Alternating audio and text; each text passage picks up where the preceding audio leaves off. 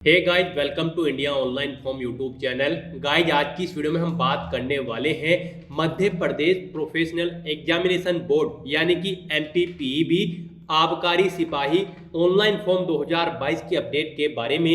कैसे आप सभी एलिजिबल कैंडिडेट्स भारत के किसी भी राज्य से Madhya Pradesh professional examination board excise constable के ऑनलाइन फॉर्म फिल कर सकते हो। रजिस्ट्रेशन से लेकर प्रिंट तक हम आपको इसकी पूरी डिटेल दिखाएंगे। बस आपको इस वीडियो को स्किप के बिना शुरू से लेकर एंड तक देखना है।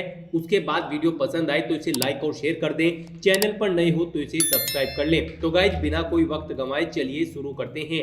आपको इस वीडियो के डिस्क्रिप्शन बॉक्स में हमारी वेबसाइट ejobhub.in के इस पेज का लिंक मिल जाएगा, जिस पर क्लिक करके आप यहां पर आ जाओगे। यहां पर आपको इस भर्ती के रिगार्डिंग पूरी डिटेल प्रोवाइड कराई गई है। मध्य प्रदेश प्रोफेशनल एग्जामिनेशन बोर्ड के अंतर्गत यहां पर एक्साइज कांस्टेबल आबकारी सिपाही की भर्ती होने जा रही है। यहां पर 200 वैकेंसीज निकली थी स्टार्टिंग में, फिर यहां पर वैकेंसी इंक्रीज हुई है 462 और, तो अब टोटल यहां पर 662 वैकेंसीज हो चुकी हैं, जिनके लिए आपसे आवेदन पत्र मंगाए जा रहे हैं। डेट की अगर बात करें तो 10 दिसंबर 2022 से 24 दिसंबर 2022 तक आप अपने ऑनलाइन फॉर्म फिल कर सकते हो। 12वीं पास कैंडिडेट यहां पर ऑल इंडिया से अपने फॉर्म फिल कर सकते हैं। यहां पर आपको इस पेज को नीचे स्क्रॉल डाउन करना है और इंपोर्टेंट लिंक सेक्शन में आकर इस भर्ती के ऑफिशियल नोटिफिकेशन पीडीएफ इस लिंक पर क्लिक करके इस भर्ती का ऑफिशियल नोटिफिकेशन आपको ओपन कर लेना है। यहां पर आपको इस भर्ती के ऑफिशियल नोटिफिकेशन की पूरी पीडीएफ प्रोवाइड कराई गई है। यहां से आप पूरी डिटेल विस्तार पूर्वक 1 बाय 1 करके रीड कर सकते हो। प्लस यहीं पर आपको वैकेंसी जो इंक्रीज हुई है उनका भी नोटिफिकेशन हमने प्रोवाइड कराया है। यहां से आप चेक कर सकते हो कि वैकेंसी कितनी इंक्रीज हो चुकी है।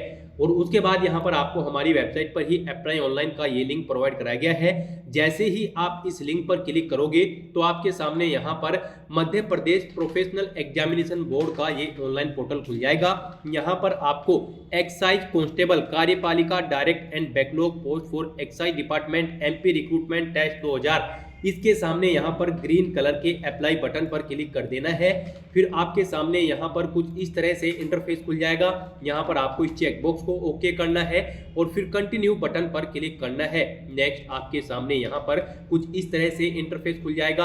अगर आप पहले से रजिस्टर्ड हो तो आपको यहाँ पर अपना पंजीकरण क्रमांक और डेट ऑफ बर्थ एंटर करनी है और इस कैप्चे का आंसर करके आपको सत्यापित कर आगे बढ़ाए बटन पर क्लिक करके लॉगिन कर लेना है और फिर अपना फॉर्म फिल करना है। और अगर आप यहां पर फर्स्ट टाइम अप्लाई करने जा रहे हो तो यहां पर आपको सबसे पहले अपना प्रोफाइल रजिस्ट्रेशन इस लिंक पर क्लिक करना है। फिर आपके सामने यहां पर कुछ इस तरह से इंटरफेस खुल जाएगा। अब यहां पर आपसे पूछा गया है कि क्या आपके पास पूर्व में पंजीकृत प्रोफाइल आईडी है। अगर है तो आप हाँ करेंगे, नहीं तो आप यहां पर नो सेलेक्ट कर लेंगे। उसके बाद यहां पर आपके सामने कुछ इस तरह से इंटरफेस खुल जाएगा। अब यहां पर आपको अपना मोबाइल नंबर और ईमेल आईडी एंटर करने के बाद इस कैप्चा का यहां पर आंसर प्रोवाइड कराना है और फिर ओटीपी प्राप्त करें बटन पर क्लिक करना है। फिर आपके रजिस्टर्ड मोबाइल नंबर और ईमेल आईडी पर एक ओटीपी सबमिट कर दिया गया है। वो ओटीपी आपको यहां पर एंटर करने के बाद ओटीपी सत्यापन करें बटन पर क्लिक करना है। अपना ओटीपी वेरीफाई करने के बाद आपको पंजीयन करें बटन पर क्लिक करना है। फिर आपके सामने यहाँ पर कुछ इस तरह से प्रोफाइल लॉगिन का ये इंटरफेस खुल जाएगा। अब यहाँ पर आपको सामान्य पंजीकरण क्रमांक और प्रोफाइल पासवर्ड एंटर करने के बाद ये कैप्चा यहाँ पर फिल करना है और फिर लॉगिन बटन पर क्लिक कर लेना है। आपका पंजीकरण क्रमांक और प्रोफाइल पासवर्ड आपके रजिस्टर्ड मोबाइल नंबर पर सबमिट कर दिया गया है। वहां से आपको ये सभी फील्ड्स एंटर कर देनी है। फिर आपके सामने यहाँ पर प्रोफाइल लॉगिन का ये इंटरफेस खुल जाएगा। आपके रजिस्टर्ड मोबाइल नंबर पर आपका पंजीकरण क्रमांक और पासवर्ड सबमिट कर दिया गया है। यहाँ पर आपको अपना पंजीकरण क्रमांक और पासवर्ड एंटर करने के बाद ये कैप्चा यहाँ पर फिल करना है, यानी कि 3 + 3 कितने होते हैं। इस कैप्चा का आंसर आपको यहाँ पर 6 एंटर करके प्रोवाइड करा देना है और फिर लॉगिन बटन पर क्लिक करना है। नेक्स्ट आपके सामने यहाँ पर कुछ इस तरह से इंटरफेस खुल जाएगा। अब यहाँ पर आपकी ई-केवाईसी सत्यापन के बारे में आपसे पूछा जा रहा है। यहाँ पर आपसे पूछा गया कि क्या आपके पास आधार है, तो आप यहाँ पर यस करेंगे और उसके बाद आपको यहाँ से ई केवाईसी ओटीपी द्वारा सत्यापन करना है या फिर बायोमेट्रिक द्वारा आपको सत्यापन करना है, अपने अकॉर्डिंग आपको यहाँ से ऑप्शन सेलेक्ट कर लेना है और फिर आपको आगे बढ़ाए बटन पर क्लिक करना है। नेक्स्ट आपके सामने यहाँ पर कुछ इस तरह से इंटरफेस खुल जाएगा। अब यहाँ पर आपको अपना आधार नंबर एंटर करना है और फिर यहाँ पर इस चेकबॉक्स को ओके करने के बाद आपको इस कैप्चा का आंसर यहाँ पर प्रोवाइड कराना है और generate e KYC OTP button पर क्लिक कर देना है। फिर आपके रजिस्टर्ड मोबाइल नंबर पर जिससे आपका आधार कार्ड अटैच है उस पर एक ओटीपी आएगा, वो ओटीपी आपको यहाँ पर एंटर करना है और फिर गेट डिटेल्स बटन पर क्लिक कर देना है। नेक्स्ट आपके सामने यहाँ पर कुछ इस तरह से इंटरफेस खुल जाएगा। अब यहाँ पर आपको अपनी पर्सनल इंफॉर्मेशन फिल करनी है। सबसे पहले यहाँ पर आपको अपना नाम एंटर करना है, फिर आपको लास्ट नेम एंटर कर देना है। नेक्स्ट यहाँ पर आपको अपने फादर या हस्बैंड का नाम एंटर करना है, फिर आपको अपनी मदर का नाम एंटर करना है। नेक्स्ट यहाँ पर आपको अपनी डेट ऑफ बर्थ 10वीं की क्लास की जो आपकी मार्कशीट है उसके अकॉर्डिंग इस कैलेंडर में से सिलेक्ट कर लेनी है। फिर यहाँ पर आपसे पूछा गया कि क्या आप मध्य प्रदेश के मूल निवासी हैं, अगर हैं तो आप हाँ सिलेक्ट करेंगे, नहीं तो आप नहीं सिलेक्ट कर लेंगे। उसके बाद आपको अपना जेंडर सिलेक्ट कर लेना है, फिर आपको अपनी श्रेणी यहाँ से सिलेक्ट कर लेनी है, अनरिजर्व, SC ST या फिर OBC। उसके बाद यहाँ पर आपको अपनी उस शैक्षणिक योग्यता का स्तर सिलेक्ट कर लेना है। फिर आपको यहाँ पर आपके निवास का क्षेत्र पूछा गया है, आप ग्रामीण क्षेत्र से हो या फिर शहरी क्षेत्र से, अपने अकॉर्डिंग आपको यहाँ पर ये ऑप्शन सिलेक्ट कर लेने हैं। फिर आपसे यहाँ पर आपकी विकलांगता का विवरण पूछा गया है, क्या आप आवेदक विकलांग है, अगर आप न्यूनतम 40% से ज़्यादा विकलांग हो तो आप हाँ करोगे, नहीं तो यहाँ पर आप नहीं सिलेक्ट कर लोगे। अगर आप हाँ सिलेक्ट करते हो तो आपको यहाँ पर अपनी विकलांगता के प्रकार का भी ऑप्शन सिलेक्ट करना होगा। नेक्स्ट यहाँ पर आपको अपना मैरिटल स्टेटस सिलेक्ट कर लेना है। अगर आप मैरिड हो तो आप हाँ सिलेक्ट करोगे, नहीं तो आप नहीं सिलेक्ट कर लोगे। हाँ अगर आप सिलेक्ट करते हो तो यहाँ पर आपको कुछ डिटेल्स प्रोवाइड करानी होगी, जैसे आपकी विवाह की तिथि, अंतिम बच्चे की जन्म तिथि, अगर जुड़वा बच्चे हैं तो उनकी इन्फॉर्मेशन आपको यहाँ पर प्रोवाइड करा देनी है। नेक्स्ट यहाँ पर आपको अपना वर्तमान पता एंटर करना है। इसमें आपको अपना मकान नंबर, गली गांव या मोहल्ला नंबर, राज्य, तहसील और पिन कोड एंटर कर देना है। साथ ही साथ जिला भी आपको यहाँ से सिलेक्ट कर लेना है। फिर आपसे पूछा गया है कि क्या आपके शरीर पर कोई पहचान के लिए चिन्ह है, अगर है तो यहाँ पर आपको उस जगह का नाम एंटर कर देना है, अदरवाइज यहाँ पर आपको नो मार्क एंटर करना है। फिर आपसे पूछा गया है परीक्षा कक्ष में प्रस्तुत की जाने वाला फोटो युक्त पहचान पत्र में आप क्या यहाँ पर प्रोवाइड कराओगे, वोटर ID कार्ड, आधार कार्ड, अपने अकॉर्डिंग यहाँ से आपको ऑप्शन सिलेक्ट कर लेना है। फिर आपसे यहाँ पर पूछा गया है कि क्या आपको फिंगर बायोमेट्रिक परीक्षण में कोई समस्या है, अगर है तो आप हाँ सिलेक्ट करेंगे, नहीं तो आप नहीं सिलेक्ट कर लेंगे। और अगर आप हाँ सिलेक्ट करते हो तो फिर यहाँ पर आपको उसका कारण सिलेक्ट कर लेना है, आपकी उंगलियों में क्या समस्या है, यहाँ पर आप अपने अकॉर्डिंग ऑप्शन सिलेक्ट करोगे। उसके बाद आपसे पूछा गया है क्या आप अपने बैंक खाते का विवरण देना चाहते हो, यस या नो यहाँ पर आपको सिलेक्ट कर लेना है। फिर आपको इस चेकबॉक्स को ओके करना है घोषणा पत्र में और पंजीकृत करे बटन पर क्लिक कर देना है। नेक्स्ट आपके सामने यहाँ पर कुछ इस तरह से इंटरफेस खुल जाएगा। अब यहाँ पर आपको अपना फोटो, सिग्नेचर और हैंड रिटन टेक्स्ट अपलोड कर देना है। उसके लिए आपको फॉर्मेट यहीं पर प्रोवाइड कराया गया है। आपको क्लिक हियर डाउनलोड टेम्पलेट इस लिंक पर क्लिक करना है। फिर यहाँ पर आपके सामने कुछ इस तरह से इंटरफेस खुल जाएगा। यहाँ पर आपके फोटो का साइज 4.5 सेंटीमीटर होना चाहिए।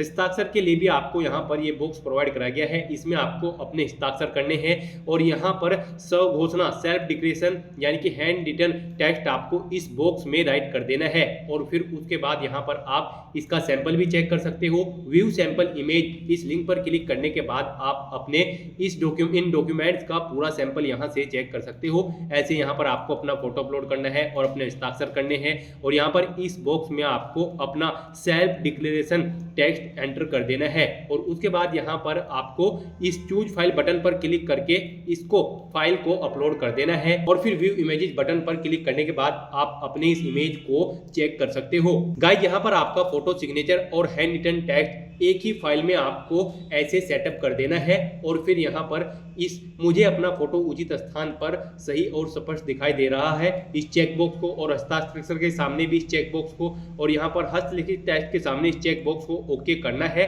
और फिर upload photo, signature, hand written text button पर क्लिक कर देना है।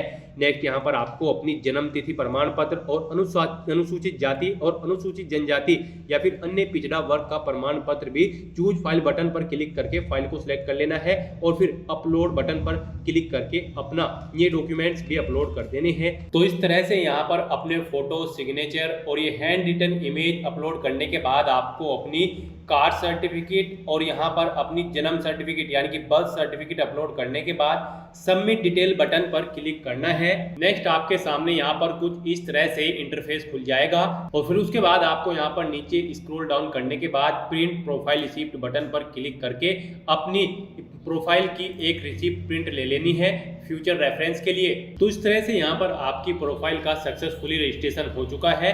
अब आपको यहाँ पर एक सामान्य पंजीकरण क्रमांक प्रोवाइड करा दिया गया है, इसके द्वारा आप लॉगिन करके अपना ऑनलाइन फॉर्म फिल कर सकते हो। फिर आपको दोबारा से Madhya Pradesh professional examination board के इस पोर्टल पर आने के बाद इस ग्रीन कलर के अप्लाई, जी हाँ दोस्तों, एक्साइज कांस्टेबल के सामने ग्रीन कलर के अप्लाई इस बटन पर क्लिक करना है। नेक्स्ट आपके सामने यहाँ पर कुछ एक बार फिर से ऐसा इंटरफेस खुल जाएगा। इस चेकबॉक्स को ओके करना है और फिर कंटिन्यू बटन पर क्लिक करना है। अब यहाँ पर आपको अपना सामान्य पंजीकरण क्रमांक एंटर करने के बाद अपनी जन्म तिथि एंटर करनी है और इस कैप्चे का आंसर प्रोवाइड कराने के बाद आपको सत्यापित कर आगे बढ़ाए बटन पर क्लिक कर देना है। नेक्स्ट आपके सामने यहाँ पर कुछ इस तरह से इंटरफेस खुल जाएगा। अब यहाँ पर आपको कुछ फील्ड तो ऑटोमेटिकली फिल मिल जाएंगी जो आपने रजिस्ट्रेशन टाइम पे फिल की है। बाकी की डिटेल्स अब आपको यहाँ पर फिल कर देनी है। आपको इस पेज को नीचे स्क्रॉल डाउन करना है और आवेदक द्वारा संलग्न अन्य दस्तावेज सेक्शन में आकर यहाँ पर आपसे पूछा गया है कि आप भूतपूर्व सैनिक हो, दिव्यांग हो या फिर बिना वर्ग हो, तो यहाँ पर आपको अपने अकॉर्डिंग सेलेक्ट कर लेना है। अगर आप भूतपूर्व सैनिक हो तो की गई सेवा की अवधि यहाँ पर आपको माह में एंटर करनी होगी, नहीं तो यहाँ पर आपको नहीं सिलेक्ट कर लेना होगा। फिर उसके बाद आपसे पूछा गया है कि क्या आप मध्य प्रदेश शासन के अधीन छटनी शुदा कर्मचारी हैं, अगर हैं तो आप हाँ करेंगे, नहीं तो यहाँ पर आप नहीं सिलेक्ट कर लेंगे। उसके बाद अगर आप हैं तो यहाँ पर अवधि माह में एंटर कर देंगे। क्या आप विधवा, परित्यागता, तलाकशुदा है तो उसके यहाँ पर आपको येस या नो सिलेक्ट कर लेना है अपने अकॉर्डिंग। यहाँ पर ये ऑप्शन आपको डिसेबल कर दिया जाएगा अगर आप अनमैरिड हो। फिर उसके बाद यहाँ पर आपसे पूछा गया है क्या आप विक्रम पुरस्कार में सम्मानित खिलाड़ी हैं, अगर हैं तो आप हाँ पर सिलेक्ट करोगे, नहीं तो आप यहाँ पर नहीं सिलेक्ट कर लोगे। नेक्स्ट, अगर आप मध्य प्रदेश राज्य के रोजगार कार्यालय में पंजीयन हो तो आपको यहाँ पर उसकी डिटेल भरनी है, जैसे कि पंजीयन क्रमांक, पंजीयन दिनांक और पंजीयन जिले का नाम यहाँ पर आपको सिलेक्ट कर लेना है। उसके बाद यहाँ पर आप नियम पुस्तिका के नियम क्रमांक 1.12 के अनुसार दी गई न्यूनतम शैक्षणिक की अर्हता रखते हैं तो यहाँ पर आपको हाँ सेलेक्ट कर लेना है। उसके बाद यहाँ पर आपसे पूछा गया है क्या आप नियम पुस्तिका की नियम क्रमांक 1.11 के अनुसार दी गई न्यूनतम शारीरिक अर्हता रखते हैं तो यहाँ पर आपको यस सेलेक्ट कर लेना है, यानी कि हाँ सेलेक्ट कर लेना है। जो इस पोस्ट के लिए रिक्वायर्ड आपकी न्यूनतम शारीरिक अर्हता है वो आपके पास होनी जरूरी है, इसलिए यहाँ पर आपको हाँ सेलेक्ट कर लेना है। उसके बाद यहाँ पर आपसे पूछा गया है कि आप अपनी परीक्षा शहर की प्राथमिकता क्रम से यहाँ पर सिलेक्ट कर सकते हो। प्राथमिकता फर्स्ट में यहाँ पर आपको 4 ऑप्शन प्रोवाइड कराए जा रहे हैं जहाँ पर आपका एग्जामिनेशन सेंटर रहेगा। यहाँ पर आपको ये चारों सिटी सिलेक्ट कर लेनी है 1 बाय 1 करके। उसके बाद यहाँ पर आपको घोषणा पत्र में आकर इस चेकबॉक्स को ओके करना है और फिर आगे बढ़ाएं बटन पर क्लिक कर देना है। नेक्स्ट आपके सामने यहाँ पर कुछ इस तरह से इंटरफेस खुल जाएगा। आपके एप्लीकेशन फॉर्म का पूरा प्रीव्यू यहाँ पर आपको शो कर दिया गया है। अब यहाँ पर आपको इस पेज को नीचे स्क्रॉल डाउन करना है, सभी डिटेल्स को 1 बाय 1 करके केयरफुली रीड कर लेना है और फिर यहाँ पर प्रिंट बटन पर क्लिक करके आपको अपने एप्लीकेशन फॉर्म का एक प्रिंट आउट ले लेना है फ्यूचर रेफरेंस के लिए। और अब यहाँ पर आपको प्रोसीड टू पेमेंट इस बटन पर क्लिक करना है।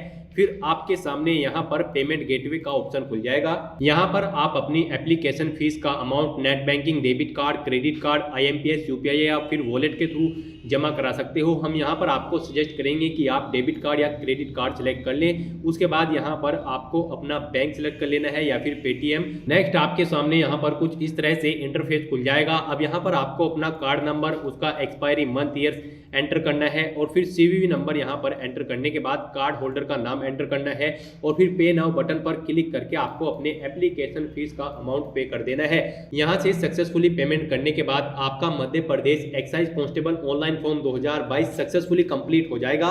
तो गाइस, ऐसे आप अपना मध्य प्रदेश एक्साइज कांस्टेबल का ऑनलाइन फॉर्म फिल कर सकते हो। आज की वीडियो में बस इतना ही। आई होप ये वीडियो आपको पसंद आई होगी। अगर पसंद आई हो तो इसे लाइक और शेयर करें, चैनल पर नए हो तो इसे सब्सक्राइब कर लें। Thanks for watching.